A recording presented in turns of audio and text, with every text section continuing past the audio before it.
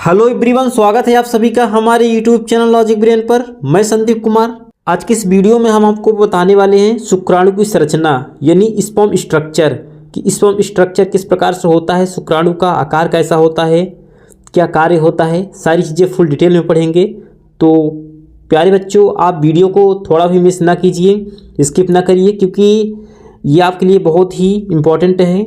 Class 10th है, 12th हो, competitive exams भी इसमें लगभग क्वेश्चंस पूछे जाते हैं। शुक्राणु के अंदर ढेर सारे पार्ट्स होते हैं। तो सबसे पहले मैं आपको शुक्राणु को दिखाता हूं, क्योंकि आपके मन में चल रहा है कि शुक्राणु क्या होते हैं। तो ये है प्यारे मित्रों शुक्राणु, यही हमारा शुक्राणु है। ये आपके मन में चल रहा होगा क्या यह केचुआ है? नहीं, सांप है, मछली है, या क्या आपके मन में चल रहा है? तो ऐसा कुछ भी नहीं है प्यारे बच्चों। जो है ये है हमारा स्पर्म, ये है स्पर्म। इसी के बारे में हम डिटेल में पढ़ेंगे आज की इस वीडियो में, जो कि आप कभी नहीं भूल पाएंगे। तो चलिए बताते हैं। वैसे अगर बात करें कि शुक्राणु की संरचना पर बोर्ड एग्जाम में बहुत से क्वेश्चंस आते हैं। अगर मैं कहूं तो ये बहुत ही फेवरेट टॉपिक है एग्जाम की दृष्टि से।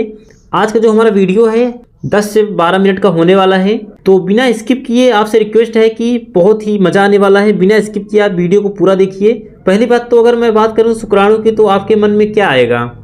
केचुआ, जोक, मछली? जी नहीं, यही से हमारे जीवन की शुरुआत होती है। जी हाँ दोस्तों, यही से हमारे जीवन की जो है शुरुआत होती है। यही से हमारे जो है लाइफ की शुरुआत होती है। यही केचुए से हमारी लाइफ का जो है शुरुआत होती है। किस प्रकार से होती है?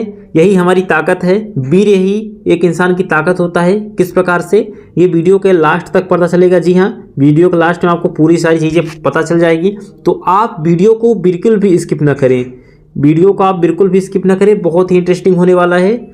तो चलिए मैं बताते हैं। तो यही जो है इसी से जीवन की शुरुआत होती है। आपके मन में कई सारे सवाल आते होंगे कि चलो मान लिया कि ये स्पर्म है। जी हाँ, आपके मन में ऐसे क्वेश्चंस आते होंगे कि मान लिया ये स्पर्म है, तो स्पर्म है पर ये आता कहाँ से है? तो अगर बात करें तो ये नर के अंदर होता है। जी हाँ प्यारे बच्चों, ये नर के अंदर होता है, जो कि मेल गैमेट होता है।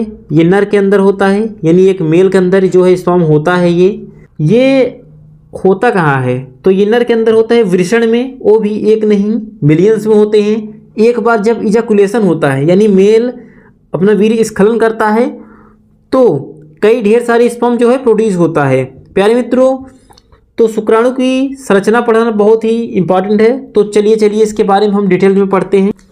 तो जो है इसके स्पर्म के कई सारे पार्ट्स होते हैं। वैसे तो इसके 4 पार्ट्स होते हैं, जो कि बहुत इंपॉर्टेंट है। 4 पार्ट्स आपको इंपॉर्टेंट रखना जरूरी है जब आप स्पर्म को देखते हो। जी हाँ, जब आप स्पर्म को देखते हो तो सबसे पहले ऊपर वाला पार्ट से दिखाई देता है, यानी शीर्ष। जो हमारा ये है हेड, यानी इसको शीर्ष कहते हैं। जी हाँ, जो हमारा ऊपर का ये भाग है इसे शीर्ष कहते हैं। जैसे कि एक मानव की अगर हम शरीर की बात करें, तो जैसे एक हमारा जो मानव होता है, यदि एक हम मानव की बात करें, तो अगर हम मानव की बात करें तो मानव के अंदर क्या क्या चीज़ें देखी जाती है? अगर हम मानव के अंदर बात करें तो सबसे ऊपर क्या होता है? हमारा हेड होता है, यानी जो हमारा सिर है। सिर को शीर्ष बोला जाता है। जो सिर है उसको हेड बोला जाता है। और उसके नीचे क्या होता है? एक मानव का क्या होता है? गर्दन होता है। गर्दन को क्या बोला जाता है? नेक बोला जाता है। यानी जो हमारा गर्दन होता है, नेक होता है। दूसरा पार्ट हमारा नेक होता है। ये आपका गर्दन हो गया, हेड हो गया आपका, ये नेक हो गया। और अगर बात करें तीसरे पार्ट की, तो जो हमारा तीसरा पार्ट होता है मिडल पीस होता है, मध्यखंड होता है। मध्यखंड की बात की जाए तो ये जो हमारा वेट का सिरा हो गया, इतना पूरा हमारे मध्यखंड होता है, मिडल पीस होता है, मध्यखंड। और अगर सबसे नीचे बात की जाए तो सबसे बड़ा भाग, जो स्पर्म का सबसे बड़ा भाग होता है, वो पूंछ होता है। जी हाँ, जो स्पर्म का सबसे बड़ा भाग होता है पूंछ होता है। पूंछ को अगर बात की जाए तो जिन्हें टेल कहते हैं, जो कि हमारा चौथा पार्ट होता है, टेल होता है, पूंछ होता है। यदि एग्जाम्स में क्वेश्चंस आते हैं कि स्पर्म का सबसे बड़ा भाग क्या होता है, तो टेल होता है। प्यारे साथियों, पेपर में ऐसे ही लिखना है, आपको हम आगे बता देते हैं। और ऐसे ही लिखना है, स्पर्म के 4 भाग होते हैं। जो सबसे ऊपर टोपीनुमा संरचना होती है, इन्हें अग्रपिंडक भी कहते हैं। जी, जो सबसे ऊपर टोपीनुमा जो है ये संरचना जो दिखाई दे रही है आपको, ये जो टोपीनुमा संरचना दिखाई देती है, इन्हें अग्रपिंड कहते हैं। क्या कहते हैं? अग्रपिंड कहते हैं। साथ साथ आप लोग लिखते चलिए, जो कि आप भूल ना पाएं। अग्रपिंड कहते हैं।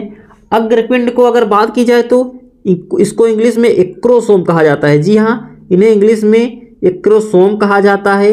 इसे आप नोट डाउन कर लीजिएगा। और अगर बात करें जो आगे वाला भाग होता है प्यारे मित्रों, इसके अंदर ढेर सारे एंजाइम्स भरे होते हैं जो कि हमारे फर्टिलाइजेशन में मदद करते हैं। यानी जब हमारा जो है वीर्य एग से टकराता है, फीमेल एग से, तो ये है जो फर्टिलाइज करते हैं। तो इसके अंदर कई सारे एंजाइम्स होते हैं। अब आगे एंजाइम्स के हम बारे में डिटेल में बताएंगे, जो कि सिर के अंदर ही दूसरा भाग होता है यानी केंद्रक। जो ये सिर होता है उसके भाग जस्ट जो है नीचे का, जस्ट ये नीचे का जो भाग होता है हमारा न्यूक्लियस होता है यानी केंद्रक होता है। जैसा कि हमने मिडल पीस को बताया माइटोकॉन्ड्रिया जिसमें उपस्थित होता है, और हेड पीस, मिड पीस और टेल, सबसे बड़ा जो हमारा होता है टेल होता है। तो और इसके बारे में अगर बात की जाए तो इसमें जो है अगर और इसके बारे में डिटेल बात की जाए तो जो न्यूक्लियस होता है यानी जो केंद्रक होता है, केंद्रक में ही जो हमारा होता है डीएनए होता है। जो हमारा डीएनए होता है जो कि अनुवांशिक हमारा जेनेटिक मटेरियल है, अनुवांशिक पदार्थ है जो कि एक पीढ़ी से दूसरे पीढ़ी में फैलाता है। तो जो डीएनए होता है मौजूद होता है, और यदि वो पार्ट्स होते हैं जिसके अंदर, यही वो पार्ट्स होते हैं जिसके अंदर जैसे हमारे पापा के लक्षण या माँ के लक्षण दिखाई देते हैं, डीएनए ही होता है जेनेटिक मटेरियल, जिन्हें जेनेटिक मटेरियल कहा जाता है यानी अनुवांशिक पदार्थ कहा जाता है। ठीक है, डीएनए ही होता है अनुवांशिक पदार्थ जो प्यारे मित्रों एक पीढ़ी से दूसरे पीढ़ी में हमारे जीन को ट्रांसफर करता है, स्थानांतरित करता है। अब इसके बारे में डिटेल में देखते हैं। तो स्पर्म स्ट्रक्चर पुरुषों के शरीर में बनने वाला नर युग्मक जिसमें पिता के सारे गुण सम्मिलित होते हैं, यानी जो हमारा स्पर्म होता है उसमें पिता के सारे जो है गुण सम्मिलित होते हैं। पुरुषों के जो शरीर के अंदर बनने वाला नर युग्मक यानी मेल गैमीट, नर युग्मक जो होता है यानी मेल गैमीट, उसमें सारे गुण समान होते हैं। और अगर बात की जाए तो यह मैथुन की क्रिया में होता है। कैसे होता है? यह मैथुन की क्रिया में होता है। मैथुन की क्रिया क्या होती है? तो जब यह मैथुन की क्रिया में होता है, जब नर मादा का मिलन होता है तो के दौरान पुरुष का स्पर्म जो है मादा शरीर के अंदर आता है और महिला अंडे के साथ निषेचन करेगा। क्या करेगा? फर्टिलाइज करेगा और अपने अनुवांशिक पदार्थ को महिला के अंडे के अंदर जो है स्थानांतरित करता है। जब महिला और पुरुष का स्पर्म आपस में मिलता है तब संतान का निर्माण करता है, जिसमें माता पिता दोनों का गुण जो है समान होते हैं यानी सम्मिलित होते हैं। जो डीएनए होता है डीएनए के थ्रू ही जाता है। अब और इसके बारे में देखते हैं। शुक्राणु अगर सर की बात की जाए तो 5 से 6 माइक्रोमीटर का होता है, और शुक्राणु का पूंछ की बात की जाए तो लगभग 50 माइक्रोमीटर का होता है। शुक्राणु की संरचना, स्ट्रक्चर ऑफ स्पर्म देखेंगे तो शुक्राणु पुरुष के शरीर में दोनों टांगों के बीच एक थैलीनुमा लटकी हुई संरचना होती है। शुक्राणु कहाँ पाया जाता है? तो शुक्राणु जो है मानव शरीर के जो है दोनों टांगों के बीच एक थैलीनुमा संरचना होती है जिन्हें टेस्टिस कहते हैं, जो वृषण होता है, जिन्हें टेस्टिस कहते हैं, जो कि वृषण होता है। हिंदी में इसको वृषण कहते हैं, जो कि एक जोड़े में होता है। अब अगर बात की जाए तो इसी वृषण कोश के अंदर संरचना में एक जोड़ी वृषण पाया जाता है, जो कि आप ये देख सकते हैं कि किस प्रकार से वृषण होता है। तो यदि अनुप्रस्थ काट यानी जो है वृषण को एक 2 भागों में विभाजित किया जाए तो छोटी छोटी 2 से 250 पालियाँ मिलेंगी। इसके अंदर जो है 2 से 250 पालियाँ, इन पालियों में ये जो पालियाँ आपको दिखाई दे रही है 2 से 250 पालियाँ होती हैं प्रति पाली में। तो इन पालियों को वृषण फालिका कहते हैं। जो पालिका में पाए जाते हैं इन्हीं को क्या कहा जाता है? वृषण फालिका कहा जाता है। हर पाली के अंदर 2 से 250 नलिका होती है। क्या होती है? नलिका होती है यानी ट्यूब होती है, जिसे शुक्र नलिका कहते हैं। जिन्हें क्या कहा जाता है? शुक्र नलिका कहा जाता है। और शुक्रजनक नलिका 2 कोशिकाओं से मिलकर बनी होती है। जो हमारी शुक्रजनक नलिका होती है वो 2 कोशिकाओं से मिलकर बनी होती है, 2 सेल्स से मिलकर बनी होती है। कौन कौन से? तो आइए देखते हैं। 2 कोशिकाओं से मिलकर बनी होती है जो शुक्र नलिका होती है, शुक्र जनन कोशिका और सर्टोली कोशिका। फर्स्ट जो हमारा है शुक्र जनन कोशिका है और दूसरा हमारा क्या है? सर्टोली कोशिका है, जो कि पोषण प्रदान करती है। शुक्राणु 12 से 14 वर्ष की आयु में बनना प्रारंभ हो जाता है और हमेशा बनता है, यानी लाइफ टाइम पुरुषों में जो है, मेल में जो है शुक्राणु लाइफ टाइम बनता रहता है। शुक्राणु का निर्माण यानी एंड्रोजन हार्मोन के कारण होता है। किसके कारण होता है? एंड्रोजन हार्मोन के कारण होता है। जो है शुक्राणु पुरुष के शरीर में बनने वाला नर युग्मक होता है। क्या होता है? नर युग्मक होता है, यानी नर युग्मक मेल गैमीट, जिसमें पिता के गुण सम्मिलित होते हैं। क्या होते हैं? जो हमारे फादर के गुण होते हैं सम्मिलित होते हैं, जैसा कि हमने पीछे बताया है। शुक्राणु का निर्माण एंड्रोजन हार्मोन कारण तो मैंने बता दिया। शुक्राणु के अंदर 23 गुणसूत्र पाया जाता है। क्या होता है? 23 गुणसूत्र पाया जाता है।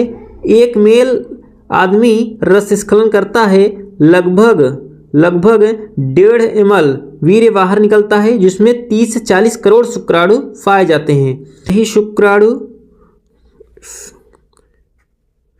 जो है फीमेल बॉडी में जाकर के और कई सारे शुक्राणु, सिर्फ एक ही लाखों में शुक्राणु जो है यात्रा करते हैं। जो लाखों में शुक्राणु होते हैं, इस प्रकार से होते हैं, जो लाखों में शुक्राणु होते हैं, तो वो जा कर के अपनी यात्रा शुरू करते हैं, जिसमें से सिर्फ एक ही शुक्राणु, जी हाँ, ये जो टोपीनुमा संरचना होती है, जिनमें से सिर्फ एक ही शुक्राणु जो है अंडे से टकरा करके अंडे को निषेचित करता है और संतान का निर्माण करता है।